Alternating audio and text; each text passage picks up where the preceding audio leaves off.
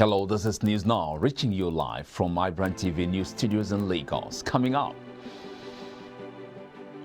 as Nigeria celebrates its 61st anniversary, President Muhammadu Buhari describes the last 18 months as the most difficult period in Nigeria's history. President Muhammadu Buhari makes U-turn, approves the suspension of microblogging site Twitter to be lifted. Scores of protesters hit the streets of Abuja and Lagos to demand the resignation of President Muhammadu Buhari. On our business special, experts review Buhari's economic scorecard.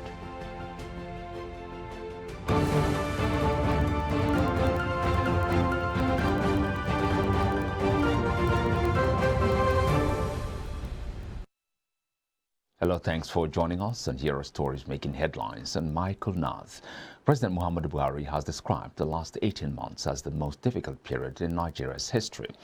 Buhari said this in his nationwide broadcast to Nigerians to mark the nation's 61st independence anniversary. He said his regime's original priorities for 2020 were to continue stabilizing the economy following the deep recession, while restoring peace and in areas confronted with security challenges. Buhari claimed that his regime is winning the war against insecurity. Citizens of Nigeria, it is with full gratitude to God that today we celebrate Nigeria's 61st independence anniversary. For 1st of October 1960 to happen, all hands were on deck. East, West, North all came together to celebrate freedom. Today should not only serve as a reminder of the day the British handed over the reins of power to Nigerians, but also unified Nigerians from all ethnic groups, religions, and regions. Today, despite the challenges we face, most Nigerians still maintain the spirit of 1st October.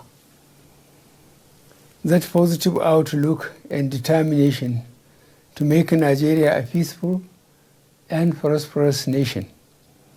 It is due to this collective attitude that Nigeria doggedly continues to remain a united and indivisible nation. Fellow Nigerians, the first 18 months have been some of the most difficult periods in the history of Nigeria. Since the Civil War, I doubt whether we have seen a period of more heightened challenges. Meanwhile, President Muhammadu Buhari's administration has been scored low in terms of performance. Jido Logun, a legal practitioner, made this submission while speaking earlier today. They have created the economic hub to attract wealth into that region, and right now you can claim that the region is an autopilot of prosperity. And the president also mentioned infrastructure, and he acknowledged the gap we still have. And it amazes us that having claimed to have spent so much in massive infrastructure, right now the nation is threatened with an impending fuel scarcity because many trucks are held down in some bad portions of the roads across the country. President Muhammadu Buhari on Friday said he had given his approval for the suspension of microblogging site Twitter to be lifted once the conditions set by the federal government are met. The president spoke about the suspension of Twitter during his Independence Day anniversary broadcast to the nation. Nigeria took action against Twitter in June on the grounds that it was being used for activities capable of undermining the corporate existence of Nigeria, a move that sparked outrage and controversy. Many attributed the action to the decision of Twitter to delete a tweet by President, but the federal government insisted that the move had nothing to do with that and was in the interest of the nation. In the president's independence anniversary speech, he explained that the decision, insisting that although social media had many benefits, there were dangers that the government had to address. Former President Goodluck Jonathan has called on Nigerians to be optimistic about the future of the country, despite the challenges it currently faces. Jonathan made the appeal in his goodwill message issued on Thursday in Abuja to Nigerians on the occasion of the nation's 61st independence anniversary. He said that the nation held abundant promises for the citizens, adding that Nigeria has what it takes to overcome today's threats and trials. The former president encouraged the leaders and the citizens to rededicate themselves to the virtues of equity, justice, tolerance, and strive to give their best for the good of the nation. Governor Rotimi Akeredolu of Ondo State has granted state pardon to 18 convicted inmates in various correctional centers in the state to mark Nigeria's 61st Independence Day. This is contained in a statement signed by Richard Olatunde, the Chief Press Secretary to the Governor, and made available to newsmen in Akure on the Ondo State capital on Friday. A statement further said that Akeredolu also commuted the death sentences of 26 prisoners to life imprisonment, adding that the gesture was in commemoration of Nigeria's 61st independence anniversary. In exercise of the powers conferred on him by paragraph D of subsection 1 of section 212 of the Constitution of the Federal Republic of Nigeria, 1999, and is amended, Ondo State Governor Oluwarotimi Akeredolu has granted state pardon to 18 convicted inmates. Now, scores of protesters on Friday, Nigeria's Independence Day, hit the streets of Abuja, the Federal Capital Territory, to demand the resignation of President Muhammadu Buhari. The protesters assembled along the Dantata Bridge on the popular airport road in Abuja with placards bearing the inscription #Buhari must go. Protesters also barricaded the express with tires and started a bonfire as the protest has caused serious traffic for commuters plying the road. However, at press time, armed police officers have been deployed to the location to disperse protesters. Police operatives fired tear gas and pursued protesters from the protest site. Protesters under the banner of #TakeItBack movement and #RevolutionNow on Friday stormed the Gani Fawehime Park in Ojota, Lagos.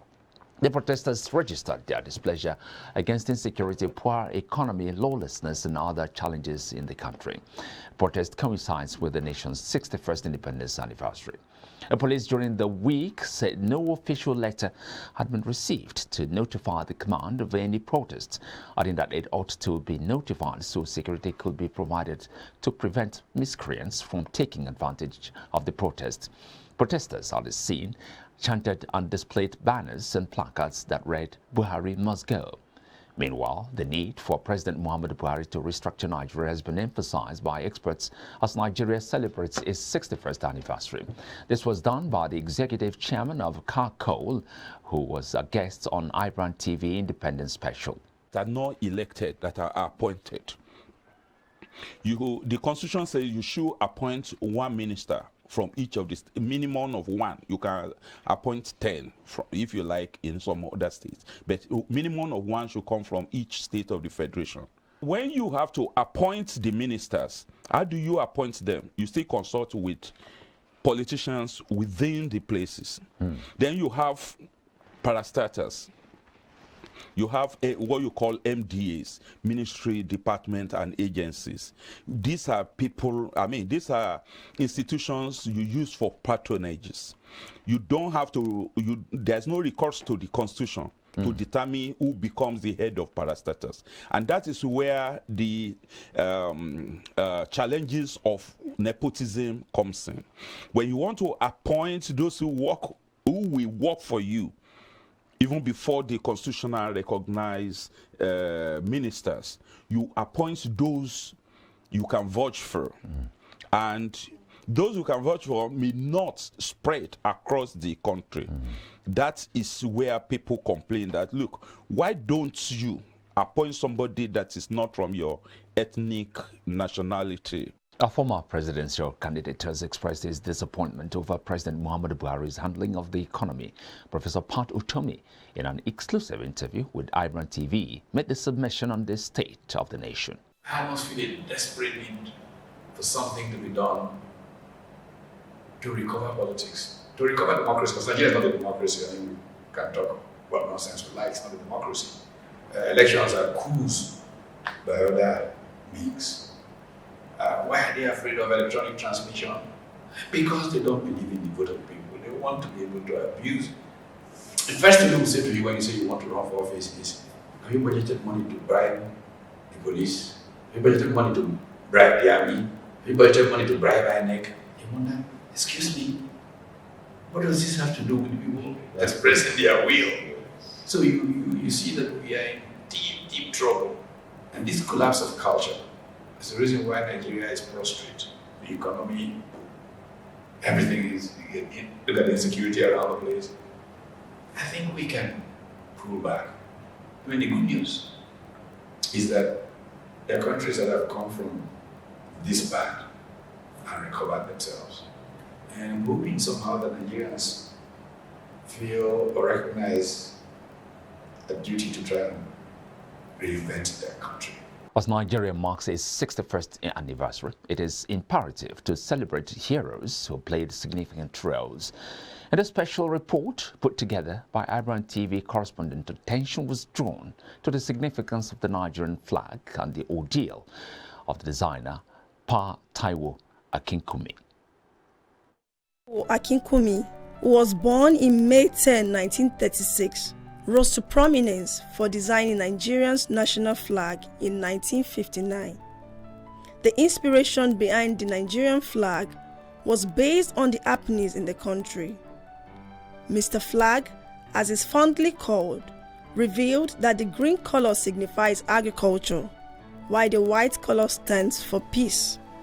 Pa Akinkumi was represented by his son Akinwumi Akinkumi, lamented on the way the Nigerian flag is being manhandled, noting that other countries accord due respect to their flags.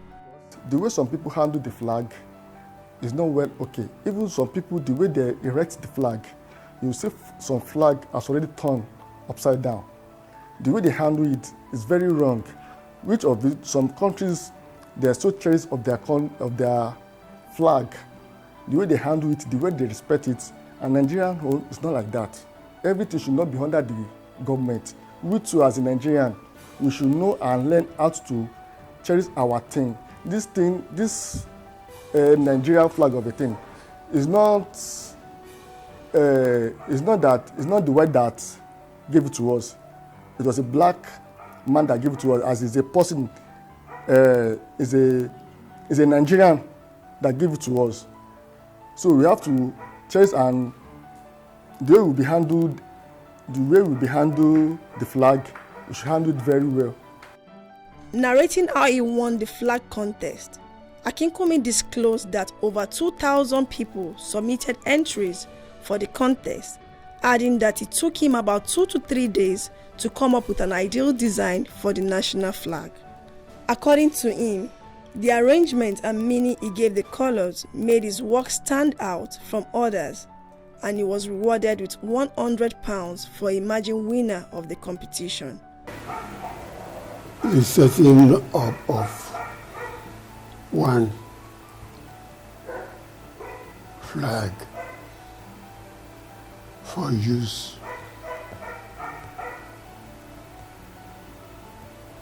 for the independence celebration of the country. The 85-year-old studied in Ibadan and London respectively, and is a lover of King Sunny Ade's song. Prior to his course of study, he worked as an agriculturist at the Western Region Secretariat in Ibadan, because the country was more or less agricultural at that time. He, however, thanked former Nigerian President Goodluck Ebele Jonathan for bringing him back to spotlight. The federal government wanted to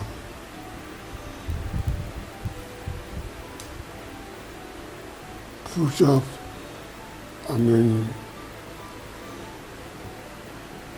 the flag for the federation. In continuation of the fight against smuggling across border areas, the Nigeria Customs Service says it has seized food and non-food items worth millions of naira within 2 weeks.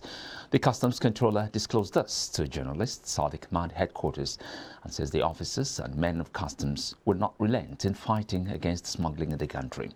Ganiu, however, disclosed that the Nigeria Customs will continue to complement the effort of the federal government in encouraging its masses to patronize made-in-Nigeria items. in collaboration with the Federal Operation Unit and the Strike Force, the command recorded 33 seizures comprising 7 vehicles, 1 used motorcycle, 35 by 100 kg bags of foreign rebagged rice, 527 by 50 kg bags of rice, and used shoes.